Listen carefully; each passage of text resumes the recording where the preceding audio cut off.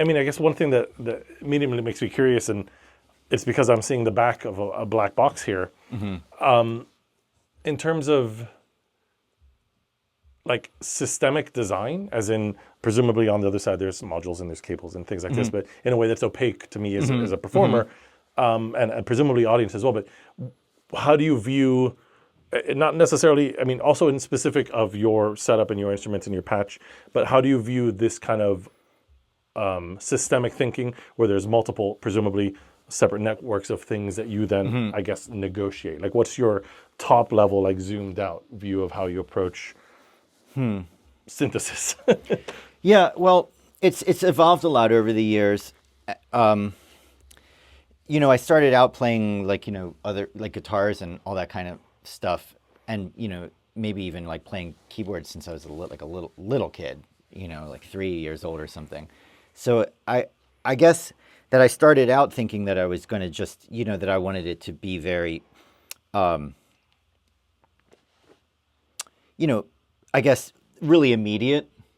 And it was because the first people that I saw that made me want to do it were like, they were doing sort of like jazz improvisers, like Jim Baker from Chicago, who had an ARP 2600, or Thomas Lann with the VCS3 or the Synthy, and those guys, those systems are totally closed. They can't expand, and so it's not the sort of like, Lego Pokemon thing of like, modular synthesizers.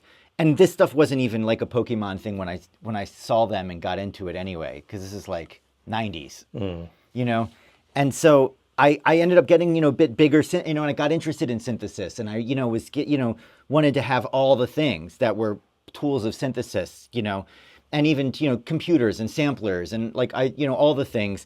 And then this synth has gotten smaller, since maybe 2008. In 2008, it was like, more than double this size. Okay. But I could still take it on an airplane. It was, it closed up, and I could take it out with me. But 2 or 3 years ago, I got it, it went down 40%. And it just keeps going down. And then 6 months ago, it went down more. And it's just like, there's a part of me that wants to just keep going down. And so my idea... the thing is I'm not saying I'm done. Like synthesis, I realize is a giant universe. Like synthesis is like, synthesis could be anything, and people are really into it. And there's so much more exotic and interesting things you can do than like analog modules, patched into each other and doing feedback and stuff. Like conceptually, there's so many far out things that you could be doing, and I just stopped being interested in like synthesis. And now I only want to just be able to just do this really, really limited thing, either with somebody like you or with people that I'm playing with in a random way. And so I don't want there to be I don't want anything to get in my way. I don't want there to be anything obscure. I don't have any labels on this. Like this is all, this is a lot of this is DIY, and I shot my own panels, and it's got to be like 100% like as much as possible as I can, just play it without even thinking at all. Yeah, because it's something, I mean, I've got a modular slightly smaller than at home, but, in that domain, and I'd say maybe 25% of it is I/O modules, so like expert sleeper stuff to get from the computer, because as much as I like the sounds of that you can get with a lot of modulars, what's really good about modular is the fact that you can control every single thing. And that's specifically what I don't want to do, both in terms of my creative process. I don't really find it interesting to like, oh, this one parameter, I will turn this one parameter. Like that I find kind of boring. But on top of that, as an interface to play with, like the surface area of an instrument, I find that to be also for myself, really uninteresting as well. Like individually tweaking abstracted parameters. Like here is the pitch of this thing, and here is the filter. Like that is like a nightmare scenario for me. So for me, the interest was to have the sound world available, but for my purposes, driven by audio analysis and computer-based stuff. But that would be the 1,000 fingers that would massage the stuff, and with the kind of input that I find inspiring and interesting.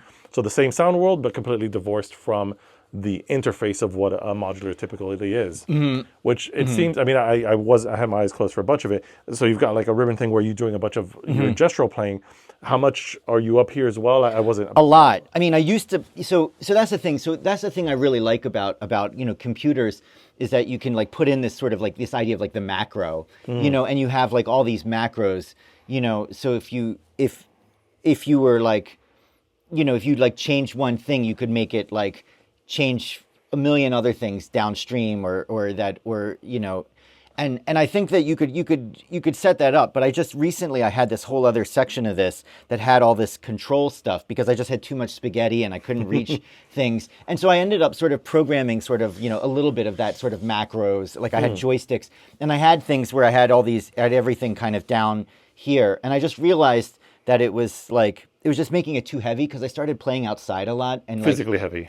Yeah, well, just having that whole other thing, it adds a good bit of weight because it's aluminum and I was actually like, kayaked to an island. Okay. I kayaked a couple miles to an island with my synth, and then like I started doing bike rides, and I was like riding. I had to ride to the beach one day to record on the beach at sunrise, so I had to ride in the dark at like 4:30 in the morning, and I was just like, God, this is heavy. Yeah. And I was just thinking like, I got to get it smaller. I just got to get it smaller, and I realized I was like, I don't need like joysticks and controllers anymore. Yeah. And so that's why, and also in a similar way, like I kind of was where you were a little bit, because I used to hate the idea that like a potentiometer was this like linear thing, and I was like, well, if I'm constantly grabbing things, then that means that everything's linear, like all my changes are going to be linear, and then you can always, you could always get like, tune voltages like in like rows, and then have that kind of thing going, or you could have like random voltages that are not, that aren't sloping or whatever. But even that, I kind of just decided that I just accepted the linearity of the pot, and that's the sound, And so now I'm sort of in this world of like pots, and I've kind of gotten rid of every single sequencer, every single, it's like I just accept it. It's not that I like it or I think that it's like great or anything. It's just I accept it because I just want to keep narrowing. It's like why have control stuff when I can do it? And if I have a smaller system, I'll have less spaghetti. So it's almost like I was like, I got control modules to get rid of spaghetti, but then that creates more spaghetti, and it was like, and the modular synths are like that. They just keep compounding and avalanching, and I just want it to be. I just want it to be small and just accept it for what it is. What percentage of your modular would you say, because you've got the ribbon thing, which is just a controller. Is there anything else in your rack that is just a controller? I mean, obviously things have knobs and stuff, but like... No, I got rid of everything. I got rid of everything. Okay. Yeah, and obviously there's control voltages, but they can all be audio too, right? Yeah. So I have like random voltage generator, but it could be audio, and then I have like slope generators, but they can cycle and be audio. And so everything in here can be audio. So every single thing could be used for audio. Yeah. How do you do any repatching while performing and or between performing? Like how alive is the spaghetti of this machine? It's kind of dead. It's pretty dead spaghetti, because I've been keeping my patches in for months at a time since I started doing these outdoor recordings. Yeah. And I was doing like these durational recordings where I was during COVID I would stream and like I would play for hours streaming and so it was the idea was like I don't think that many people would ever have the patience for this, but for me as a performer, it's interesting to me. I would record myself playing for a couple hours, non-stop, and then I record it again with the same patch. And of course, the results would be pretty different. Yeah. And so that sort of got me into the idea of just not changing my patch, barely ever. And I will change it, but and it's a little weird when I change it. Like it makes me feel weird. When you rewire things, do you physically move any modules around to? No, but I did this patch, since it's been like this little thing, I haven't changed it. Okay. This is months for sure. And that's when I got rid of my thing that was here, that was like I said, it was like joysticks and like all this stuff. I call them macros, but I mean, well, like conceptually, crossfaders and that kind of thing. Yeah, I guess like multi-parametric something or another, which, I mean, it's, as I said, I love the sounds, but that, human hand and a single potentiometer is because you can kind of do a couple, but like it's kind of hard. Like if it's a flat mixer, you can sort of do like a few at a time, but in a vertical orientation, it's kind of hard to do more than one knob per hand just because of the way they're done, unless you have really big pots or something. But yeah, so that macro is a good way of thinking out of a way to do like one to many or many to many or something where it's not just this one knob. It's definitely a pathway to interesting sounds, and again, I think that I'm just like I used to have digital stuff, like whatever you could imagine, wavetables and samples and granular things, and I like those sounds. It's not that I don't like those sounds. Sometimes I hate those sounds, though, actually, to be honest. But I just realized I was like, well, I guess I like the analog sound better, And so I was like, well, I just to make it simple, I'll just like cut off digital. And again, it's not that I don't like it, It's not that I don't think it sounds cool. I think it sounds really cool, know.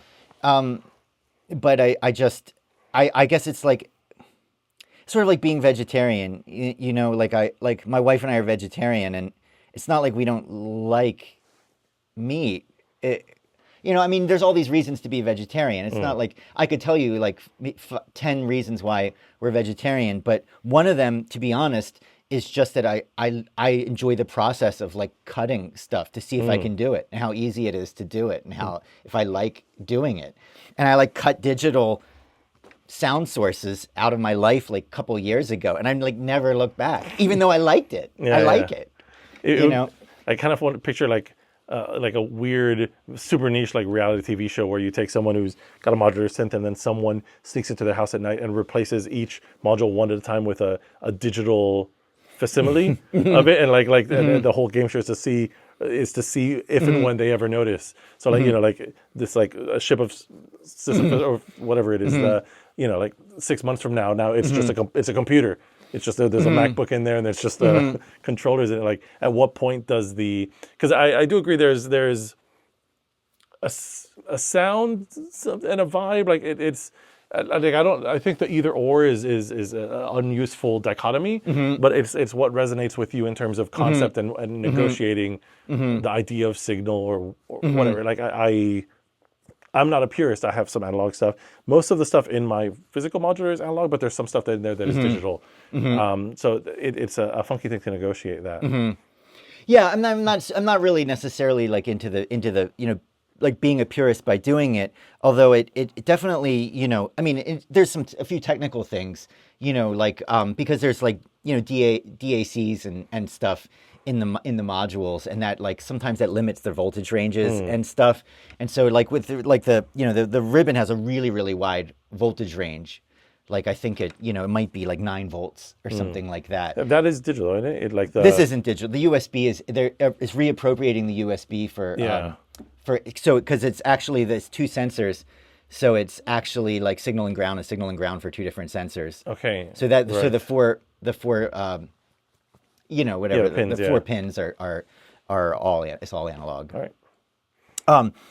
And so that for that reason it's kind of nice because a lot of digital oscillators will cut off the inputs will cut off at 5 volts and stuff like that. So I just find that like it's nice, the system, the patch cables are always going to be analog regardless, and it's kind of nice.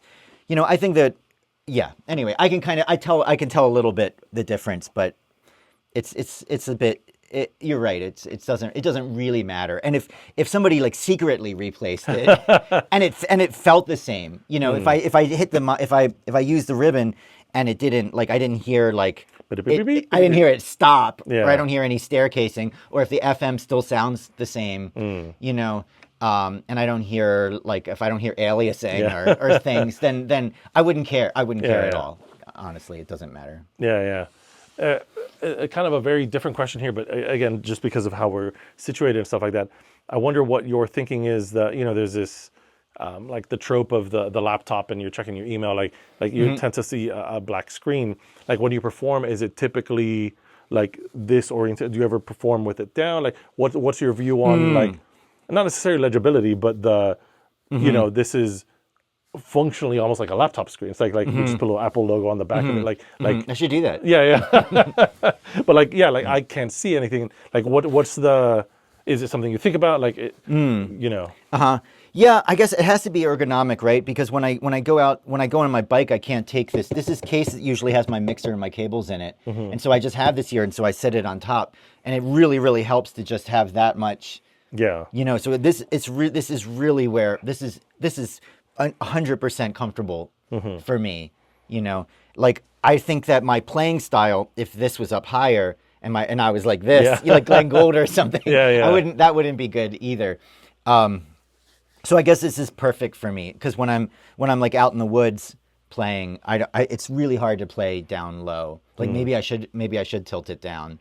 No, I mean, I'm. It's not something I'm fussed about. It's not something I think about. But it just crossed my mind because, like, again, from where I'm sat and like the location to you, it's like, I mean, I see the corner of a one jack cable and I see the ribbon cable, but like that, as far as I know, that's all that's there. So it was just something that kind of crossed my mind. Semi-tangential because it's come up a few times. I have this image of like an almost like Iron Man synth player, like you go and like you're performing, like you're taking your synth to like what's the circumstance? Could you like just tell me what's the where are you going and why? Well, I mean it's kind of like a weird version of what you're doing. Okay. Because but it's just like I've had my wife bought me a 360-degree camera. Okay. Like like the GoPro thing. Yeah, it was when they upgraded to a new model and the old ones, became half price. And I got one, and I'd always wanted one anyway because I used to work in like an equipment cage, and they had one, and I used to play with it all the time. And I just decided, the thing about that is it's such a weird thing for cinema, and I don't think that cinema will ever catch on in a format like that because it just ruins so much of like what makes cinema, like having a fixed frame and stuff. But I was like, well, what could I, main thing that attracted me to it was all the distortion. Like I love lens distortions and stuff, and I was really attracted to it for that reason. But I thought it was really, I was like, well, what kind of cinema could you do with it that would make sense? And I realized that like field recording, because it gives you the entire environment. So if you're interested in like, environmental recordings, like if you have a good, like ambisonic microphone, like like a microphone array or something like that, then you could really, in theory, get like an ambisonic recording and have video that would correspond to the ambisonic recording. And so it just occurred to me that it would be an interesting process to get up before sunrise and go places and record as the sun was rising and capture the light as the light's changing on every surface and capture the audio in a panoramic way. Right. And then to play, just to improvise. And it's kind of hard to set up and stuff. Like I kayaked out to this island and then this like otter was like, as I'm setting up my synth and so this setup, I can actually just put it away and I don't have to repatch. Yeah. But my other setup, I would have to repatch like 20% of it. So I'd have these notes and I'm sitting there looking at my notes trying to repatch and this like otter is like hissing at me. Or not otter, it's a beaver. Like a beaver was like hissing at me. I guess, and I was like, this isn't your dam. Like, I don't see any like beaver stuff. Like, why are you yelling at me right now? And so, but it like messed me up. It made me nervous. And then when I started to play, it was like this beautiful place. It was like this island and the sun's coming up over the water. And it was just so amazing. But it was like, it was so much of a hassle to get out there and like, paddle that much in the morning and then have this beaver yelling at me. And it like took me a while to get into the mood to play. And I realized that's what that's like what it has to be because I have the same patch every time, so it's not a composition. Like I don't go in thinking like I'm going to do this and then and so I'm like use the same patch for like 4 or 5 of those recordings, so I don't have anything in mind. So I have to I have to be creative, or I have to get into a flow, and it, you know, and so it's sort of like I guess it's like a yoga. It's just like a mental exercise, something for me to do. Yeah. And it's about improvisation. It's about like trying to, you know, find music in me, you know, after all this stuff. And I guess in theory, if the place is really beautiful and I'm connecting musically, you know, that would be really sublime. And a couple of those have been, like, a few moments have been really, really sublime. Yeah, that's a beautiful idea, and I definitely am going to watch some of these. I like this idea of the beaver, you know, like the heckler, you know, just like a pre-show, like kind of heckler, just vibing there. I remember having a chat with a friend a bunch of years ago on field recordings often being this projected banality, as in like a field recording is a field with nothing happening. I mean, there's birds and sounds and all this, but there's never like field recordings of like bank robberies or someone with a you know, a synth in the middle of the woods. Like, but you know, it's interesting to think of field like in situ being the field recording, as opposed to being this platonic version of humanless nature, which is what often I think aesthetically is what's communicated as field recording. But it needed to be that, but somehow is what that genre means. You know? Which is, yeah, it's cool that you're. So what, like, do you take a little amplifier, I presume, or do you do headphones? I just headphones, and then my father-in-law gave me this, you know, something to like jumpstart cars. Okay. It's just like ultra. It's like I guess it's like a I think it's a little lithium ion. capacitors. Oh, is it a lithium battery? ion? Yeah. And but it's like you know, really got a lot of, you know, like milliwatt hours. Like it's just, you know, and when I first got it, I was like, it's another like weird thing for me to have, like that I'm not, you know, like, you know, I have like stuff that I don't necessarily use that I don't want, you know, like an ice cream maker. But I realized that it can actually run AC. And so one day I plugged this thing into it, and I just went upstairs and like did stuff. And I went down after half an hour when it was still on. Right. So I was like, Yeah. okay. So everything that doesn't run off battery, you know, the GoPro runs off battery, and I have, you know, field recorders that are battery powered. But you know, my mixer and the synth can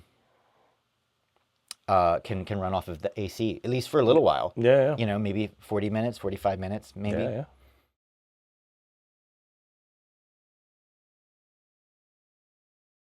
If you'd like to support the making of these videos, please join our Patreon. The link is in the description below. Thanks for watching.